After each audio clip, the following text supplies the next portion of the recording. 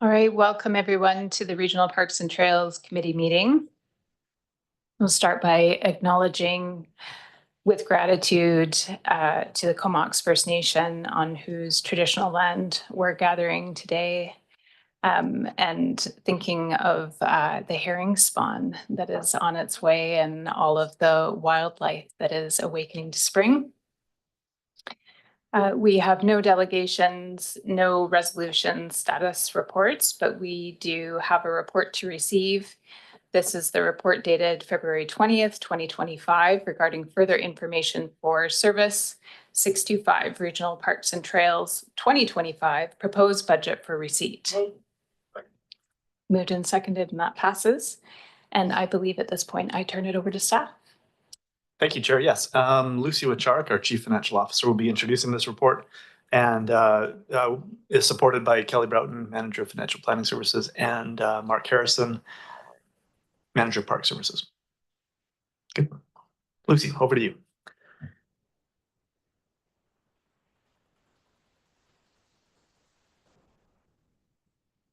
Thank you. Good afternoon through the CAO and the chair to the directors. Staff have just a short presentation for you today to support the follow-up analysis that's related to your 2025 proposed budget. So yes, Kelly and Mark will proceed through this PowerPoint to support you. So I'm going to just move it over to Mark then. Thank you, Lucy. Through the chair to the directors. So at our last meeting, we were asked to report back on options to reduce the 2025 proposed tax requisition, to look at slowing the pace of the reserve contributions, and to look at our operational expenses, most notably the personnel and consultant fees. So we've come back with some options for this committee to consider. Before we started on that, I thought it was worth it just to bring up the phased approach that we could likely be taking through the land acquisition strategy, so that we're all on the same page and kind of understand our next steps. I do want to acknowledge that I haven't brought this forward to the working group. So this, I will be bringing it to the working group moving forward, and we'll get some more input, and we'll be refining it as we move forward. So it's kind of just in its draft phase, but I thought I would just share it today and walk through it a little bit. So the first three phases were what I was thinking that we could accomplish in 25 to 2026. And at the end of phase 3, we would have a land acquisition strategy. So in phase 1, we look at developing our candidate sites. And that's like taking the information that we gathered through the strategic planning process, through the mapping exercises, and then also the qualitative data that we gathered through that. So there would be a bunch of GIS analysis data that would need to go into phase 1 as we kind of got down to some of the key kind of candidate sites. And then obviously a lot of back and forth with the Comox First Nation, the working group, and this committee deciding on what those key candidate sites would be. And then as we go into phase 2, we'd be looking at a kind of detailed analysis of some of those key sites and start to kind of prioritize them using the evaluation framework that was established through the strategic plan. Again, we would be looking at working with the nation as well as the working group and this group to start to prioritize those key sites. And at the end of that, I was hoping to have basically a top 6 for parks and as well as separate top 6 list for trails. And then at that point too, we could look at adjusting the framework as needed to make sure that it's kind of working within the needs of this committee. And then as we got into phase 3, we would start to really look at the acquisition and the funding strategy. So we'd start to draft the actual LAS strategy itself, and we'd start to look at the acquisition details. So we would have a real estate report with a funding strategy developed. So at that stage, we would need consultant real estate expertise support. So at the end of that phase 3, we would have a land acquisition strategy document, and we would have a detailed acquisition report. And then as we move into kind of phase 4, we would then look at actually doing parcel negotiations. And then so that would be on a year basis. We would bring forward something to look at. These are the parcels that we're looking at acquiring in year one. We would then start to look at negotiating for those parcels. And then finally through phase 5, we would actually look at conveying those parcels. So involving legal support. So I just thought I'd kind of just lay that out there for process. So we did hear that the board wants us to continue with developing that land acquisition strategy, and we're just wanted to figure out how we could reduce the acquisition to make that still happen. So we are presenting a few options for consideration. In option 1, the REC would remain flat at the 2024 level of 438. We would bring in the unallocated surplus of $111,000. We would put the planner position on hold. Doing that would require then an increase to professional fees to support some of the work that the planner was going to do. We would then reduce the capital works contribution, and we would also reduce the future expenditure contribution. In option 2, we could look at keeping the 2025. Well, in option 1, the requisition remains flat for all those years. Whereas in option 2, we look at having the 2025 requisition remain at the 2024 level of 438, and then we'd have gradual increases through 2026 to 2029. So 10% increase in 2026, 10% in 2027, and then 5% in 2028 and in 2029. Again, we look at holding back on the planner position until the land acquisition strategy was completed. So that was like the end of phase 3 of the plan that I just showed. Again, requiring an increase to professional fees for what the planner position would have been working on, and then reducing capital works in 2024 with gradual increases in the 2026-2029 period, and reducing the future expenditures contribution.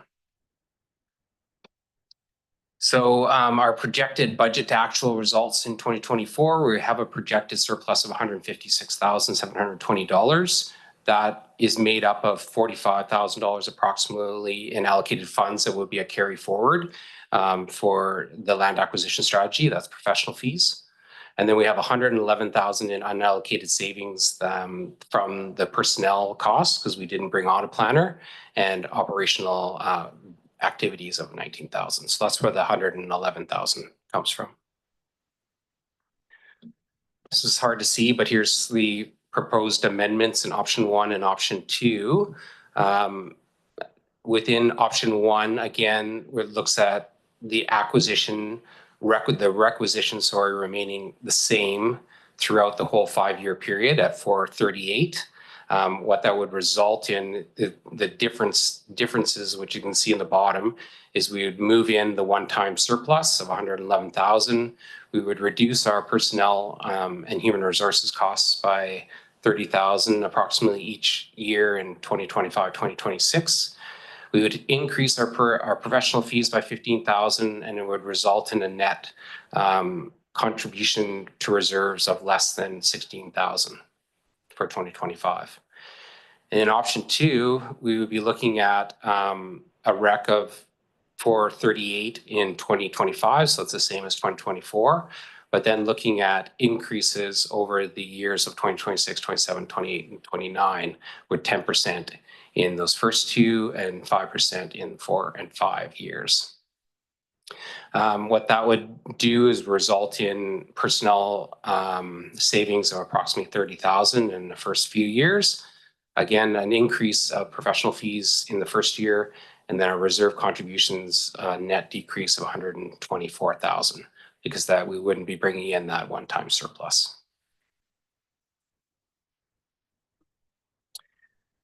So our amendments, so this is basically showing the differences in the actual, what would be decreased requisition per household based on the 2 options. So in the first option, we would look at an annual reduction to the residential property tax of approximately $3.98 in 2025, and then moving up into that $5.80 range for the next 4 years. And if we looked at option 2, we would have a reduction of $1.21 in 2025, and then fluctuating kind of moving forward, but less than the $5 in the option 1. This would kind of shows our capital works reserves with the 2 options being presented and the ending balance of those reserves. So you can see by adopting option 2, we would end up with more in our capital works reserves, which is what we have allocated for land acquisition at the end of 2029. Our future expenditure reserves, we're looking at making an increase of 20,000 per year for the first 3 years to 2027, and then remaining at capped at 105. Finance department feels that about 100,000 is where we want to be with the FE reserve. So at the basically at the end of 2028, we would have reached that 100,000, and we would just stay flat from then on moving forward. So again, we've got some options. We got the first option. Are we reducing the requisition to the 2024 level for all 5 years?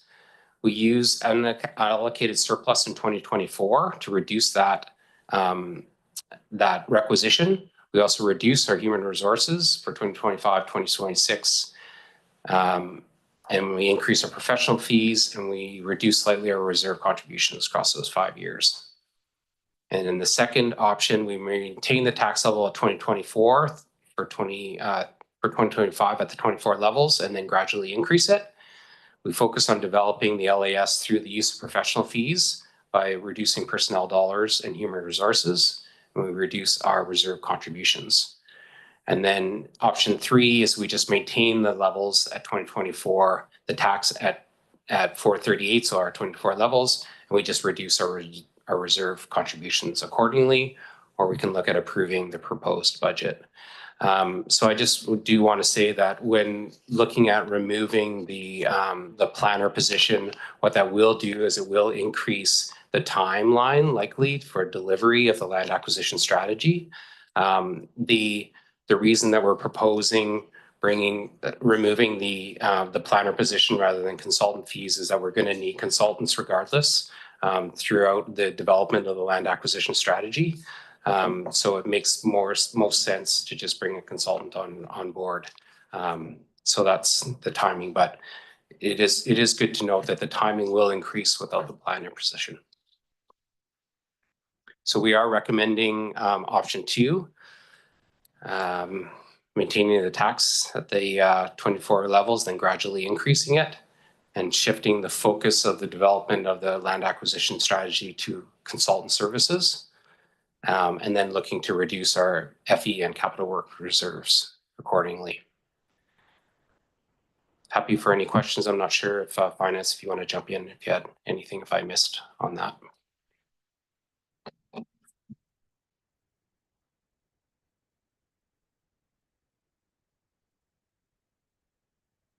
Thanks, Mark. I just wanted to clarify that in the staff report, and this probably should have come first before Mark's presentation, is that there's 2 errors contained in it. The first one was in option 1. We're missing a bullet point where we reduce the planner position and increase the professional fees by the 15,000. So that was missing from the option 1.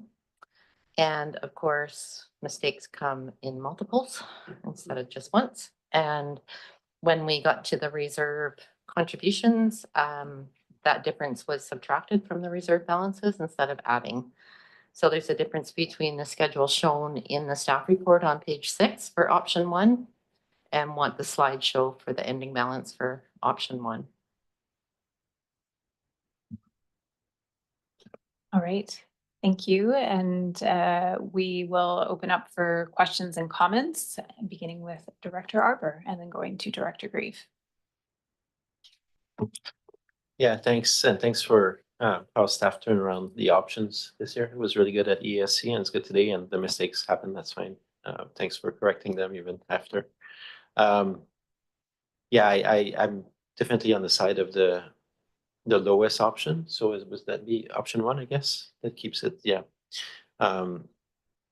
I was reminded by an ex-mayor, not reminded, I learned from an ex-mayor of Comas, he was talking about the emergency shelter service, which will be later on today, but how that was a single purpose service to buy a specific piece of property.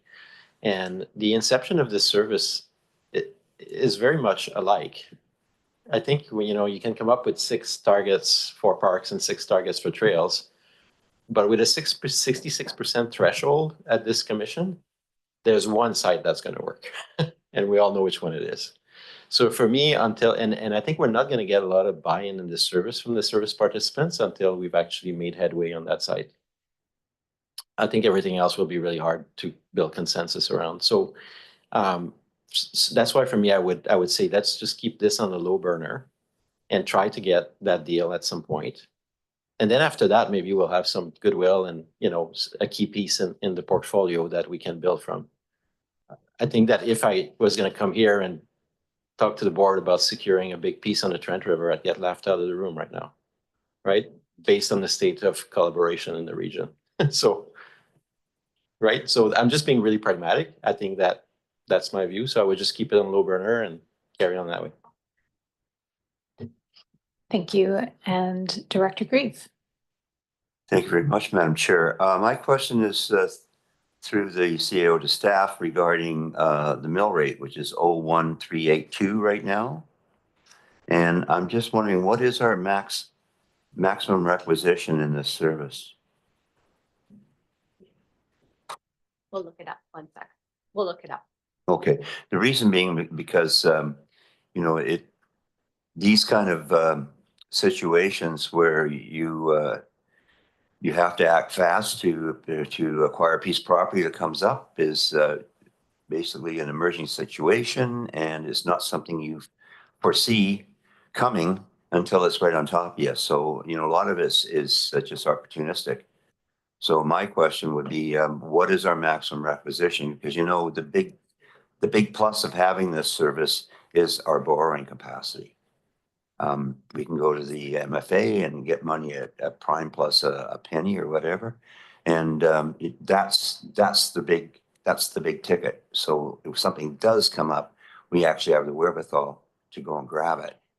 So I just wondering, what are we looking at for a maximum requisition? I mean, you can amortize it over 20 years or whatever if need be, but just curious as to how much. If we all agreed, had a 2/3 majority and went forward on something, how much could we pay off every year? So this particular service doesn't have a stated limit? Well, that's different, isn't it? Disregard all that. All right. And Director McCollum. Yeah, first of all, I just have a few questions about the numbers in the staff report. Option 1 and option 2 tables, the recommended taxation appear to be the same at 438,000, but the annual savings per residential property are different. And I'm just trying to understand why that would be. Just to confirm, are you speaking to the bottom of page 5? Option Yeah, 1, the bottom table? of 5 and top of page 6. I think maybe particularly the top of page 6, option 2, the savings are less, but the recommendation for taxation appears to be the same, and I'm not clear where the difference of savings comes from.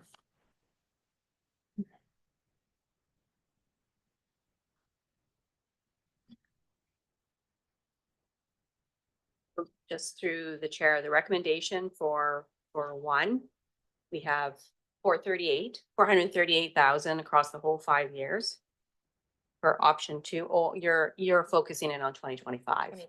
Yeah. So sorry, I was just trying to understand fully what your question was, so. Yeah, just on the between- 2025 number. Yeah, the and $3.98 and the $1.21, are you thinking that should be the same? Yeah, we would agree with you, that should be the same. We're so sorry.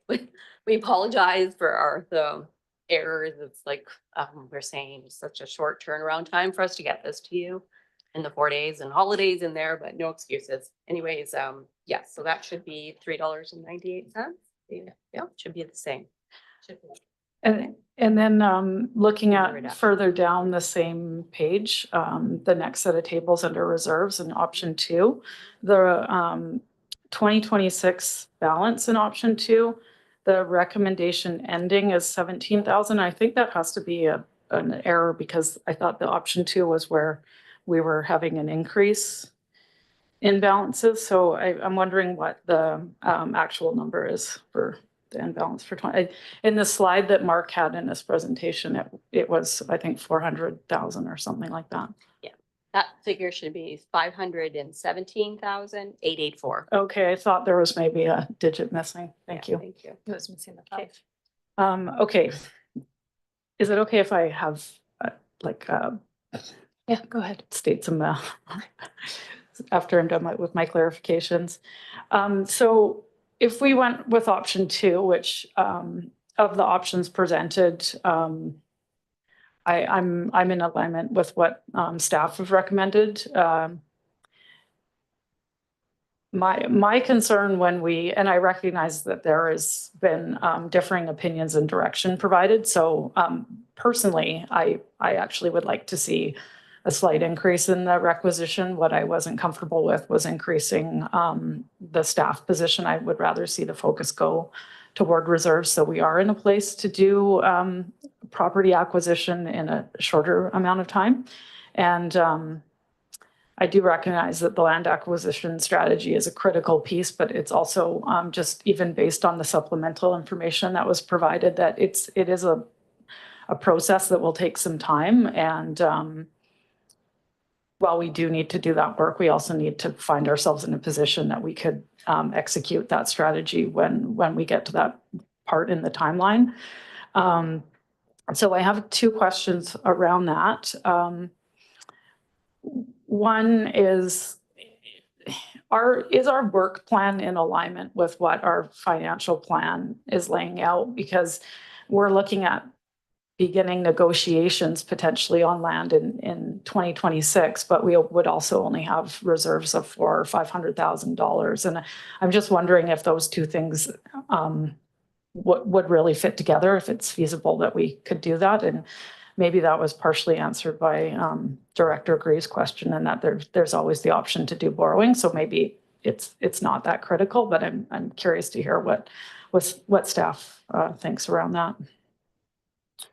I'll turn that over to staff. Yeah, I'm happy to jump in to answer that. I think it's quite observant, and I think what the reality is that the funding strategy that comes out of the land acquisition strategy out of that document is really going to clarify where we need to be in those years 2027, 2028 and beyond. So that actual land acquisition strategy will provide a funding strategy, and it will lay out if you want to acquire these key properties, then you're going to need X amount of money. And this is the strategy that you should take. And if you're going to take that strategy, then you're going to need to have X amount of reserves to contribute. So I think that once we actually have that document, then I think we'll have more realistic numbers on where we need to be with the service. Yeah, that's actually really helpful additional information. And I guess what my concern is around not having any increases is that we're going to get that land acquisition strategy and then balk at the cost of actually moving forward on it, just based on a reluctance of not building this service as we go. But I guess that's a problem maybe for a different day. And then my other question was around the work plan for 2025 and what's involved with the land acquisition strategy. That the KFN input is a really critical piece of moving forward with that. And I'm curious to hear how confident we are that we can work with them in their capacity in the timeline that's proposed, and what that work plan, how we could adjust it if we're not able to get the collaboration that's required in order to kind of make it to the next phase of the strategy. If I can, I'll try to weigh in here. I think that, we're very interested in working with Comox and understanding what interests there may be on the table. We do know that land acquisition is a priority interest to Comox in a very general sense, not just around parks, but in a much more broad sense. And so the land acquisition strategy will attempt to work with Comox and try to identify any kind of either overlapping interest or areas that we can result in partnership. And if that can't happen, then we will be coming to the Parks Committee, Regional Parks and Trails Committee, and speaking about options at that point. I think there still are options and some viable approaches to be able to proceed. I think it's well recognized that land acquisition sometimes has some great urgency when it's private parcels that come onto the market, and if the interest is in obtaining those for parks purposes for the long term, that has to be acted on quickly, and so there is recognition of that. So I think that would be my response to that. We certainly have every intent to be working closely, and we see great value in that, but we recognize that may not result at the same pace that this committee is looking for. So trying to strike that balance. Yeah, it's a tough one because there's a lot of work ahead here. And then, of course, KFN has their own priorities right now. So just seeing that, how important that is for our work. I'm just curious to hear how it could be impacted. But I think that's some good perspective, and we'll just work through it as we go.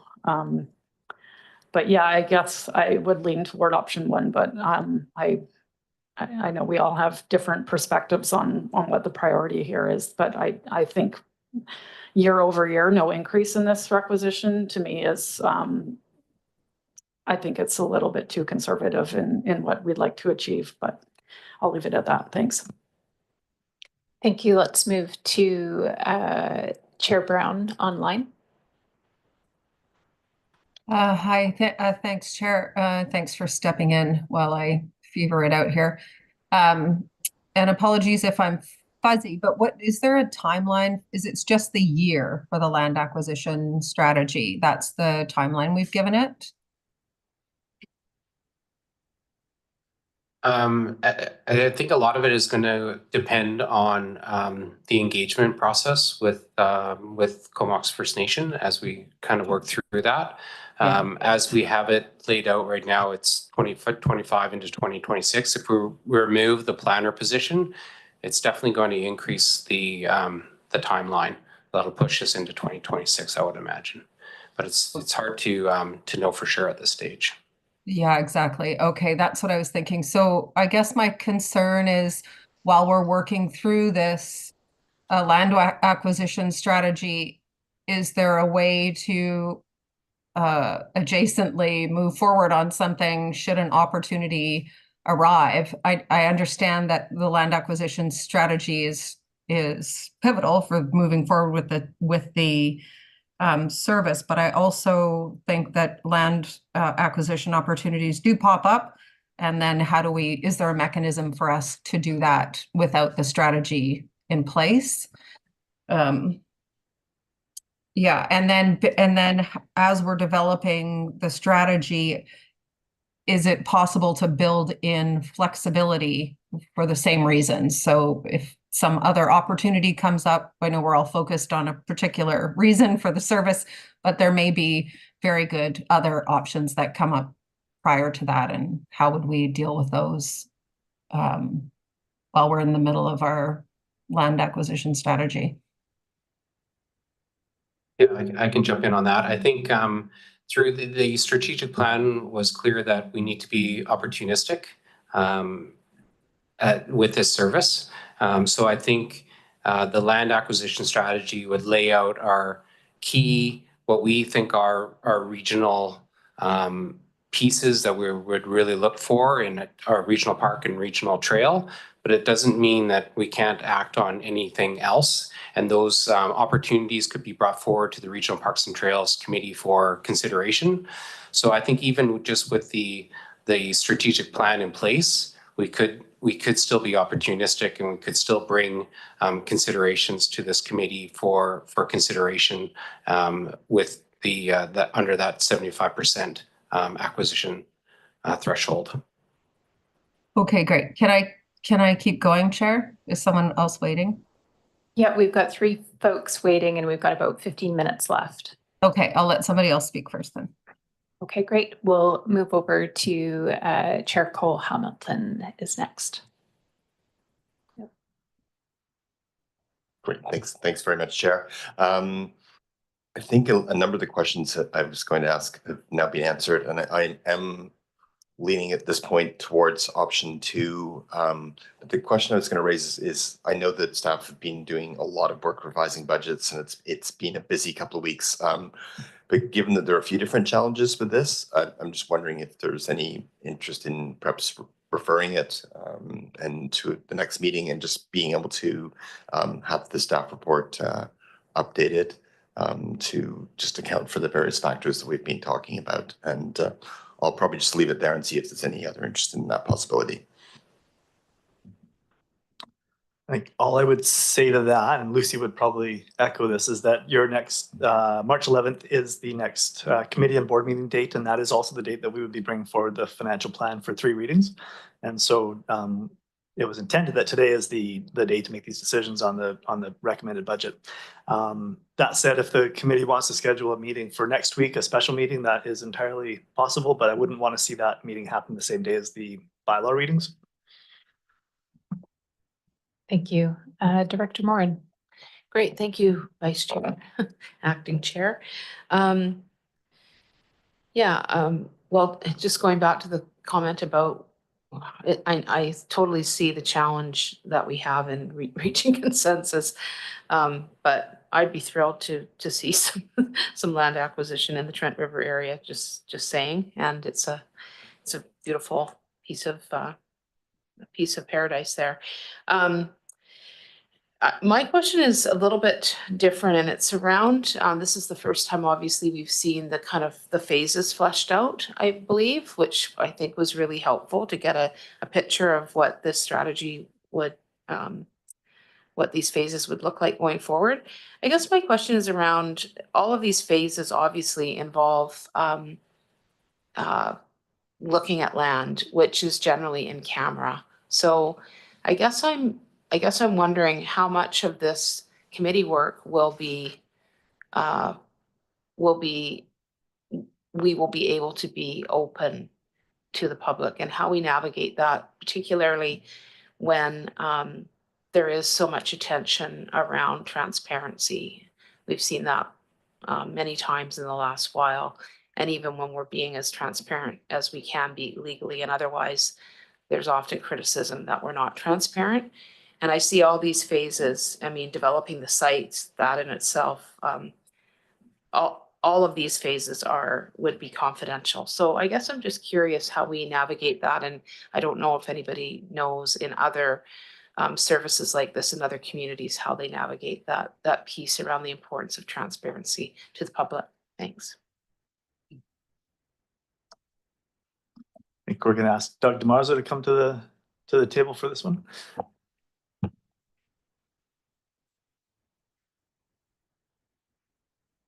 Thank you, through the chair. I think as we move into the phases, we'll understand what those candidate site drivers are in the general areas. And a lot of those conversations can be held in public.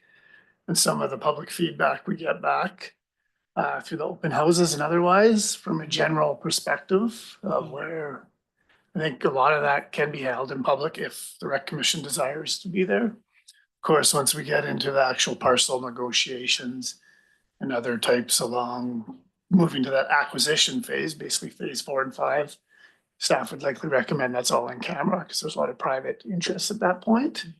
But for example, if we look to other greenways and park strategic plans, including the electoral areas one, you see a lot of generalizations towards some of the goals of acquisition.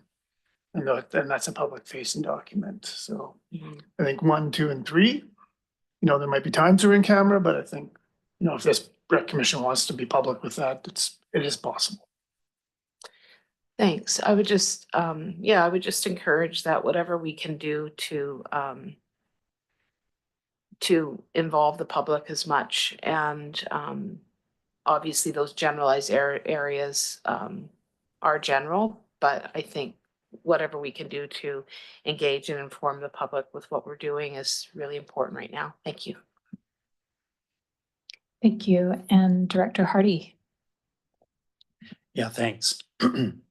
I guess my thought right now is based upon a lot of uncertainty with regards to tariffs and whether there's going to be tariffs tomorrow or next week or next month, that to me, going with option one is the best bet for us right now, with the ability for us to turn around and look at option two and implementing option two this time next year when we're reviewing the budget again. And also bearing in mind the question that Director Grieve asked earlier with regards to, is there a cap with regards to us being able to increase a tax requisition the following year and the following year afterwards? So I think there's a number of options and abilities for us to consider this time next year, but maybe in the best interest of what's going on in the world today, option one might be the best option for us, with our abilities to, again, implement option number two next year if we so choose. Thanks. Thank you. And maybe just a point of clarification with staff. While what is presented is for the next 5 years, we will always have an option each year to make a change, correct? That's correct. And Chair Brown, did you still have a question before we move receipt here? I just wanted to I can speak after receipt. Yep.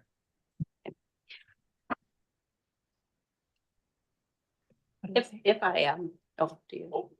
Oh, go ahead. I know there's a very, very short period of time, and I only just wanted to bring attention and just a comment to add to Director Hardy's comments. You have just a number of options that we put forward here that there's not. Oh, I'm so sorry. That there's not a lot, the difference, but there's not a whole lot of difference between the options, and you can shake this up in a whole lot of different ways. But we were conscious of aligning to your strategy, ensuring that keeping a focus on the getting the land acquisition strategy done. And then, for us, we've put forward an option in option one to leave your tax requisition the same across all years. And in your conversations about are we still able to pick up opportunities as we go? Yes, we can. And we have X amount of dollars available to us, which we've shown in your reserves, right? So leave your levels of taxation the same right across all years. Yes, we go into next cycles, they can be adjusted. And your option two in our minds was more tied to your existing strategy, where the strategy said increase taxations gradually through the year. So if that a bit helps with your decision making, but certainly most definitely we can come back to another scheduled meeting. We just ask that it be fit in as it can, so that there's enough time to be rolling up this service inside our recommended budget as well. Thank you, Director Harbour. And then let's call a question of receipt. Yeah, thanks. Well, kudos to Dr. McCollum for catching what none of us caught and a few additional mistakes. So I think I agree with Dr. Cole Hamilton that I think the best practice would be to schedule another meeting, because it feels awkward to vote on something. With 2 mistakes, I was okay, but then I got confused as Dr. McCollum started listing all the things, and I couldn't keep up, and I don't want to vote on something that I can't keep up with. So yeah, that vote for another meeting. So question on receipt. Yes, I'll call the question on receipt. I'm going to call the question on receipt. All in favor? Opposed? None? Okay. Do you want to consider a recommendation or defer the matter to a future meeting? All right, Director Cole Hamilton, go ahead. I will move that we refer this to back to staff and then to be reviewed at a following meeting. Second. Okay, that's moved and seconded. All in favor? No? Discussion. Oh, discussion. I apologize. Any further discussion? Thank you. Okay, let's start with Director Brown. Thanks so much. Firstly, I neglected to thank staff for bringing this back so quickly, and no wonder it's got mistakes. It's been a very busy time for everybody. So I'm happy to defer this to another meeting, and I will just say that I'm leaning towards option 2. I think without putting money in the reserves, you know, we're not really committing to the service. We need to commit to the service. We started this service for a reason, and so let's put some money towards it. We can always reassess if the world truly does go sideways. Then we can always reassess next budget. And this year we're keeping it the same, as I understand, for option 2, but happy to wait until the next meeting to decide. Thank you. And Director Grant. Yeah, I'm just wondering about the motion, and I think that the motion, if I heard it correct, was to the next meeting, and I think it should be to a special meeting of next week rather than next meeting. We accept that. Okay, friendly amendment accepted. I think one of the questions I'm not sure that I've heard completely clarified, like what I'm hearing asked is, how do we set ourselves up for the most flexibility and readiness for a purchase? And so it's still not clear to me how much of a requisition we need to collect versus how much we can rely on borrowing, or if it's important to have a good requisition to be able to borrow. Like, I'm not sure how those two things will work together to set us up. I see Doug's put his light on, but I would just say that I don't know that we can answer that for you right now, because we don't know what future land acquisition would actually be, the amount. The more flexibility you want, the more reserves you want, but that's a really hard question to answer at this stage. And I think in terms of the 2 options and what staff will be able to come back to present you with, it's just clarifying those numbers in the staff report and making those corrections. I don't know that we'll have time to provide any analysis on, we will not have enough time to provide analysis on borrowing amounts and to answer your question, Vice Chair. Okay. So there are no more hands up anywhere, and we have a motion again, maybe to meet next week before the next meeting, right? Yeah. So all in favor? And opposed? And that passes. And so now we need a motion for termination. All in favor? Opposed? We're good. Okay. Thank you so much, everyone.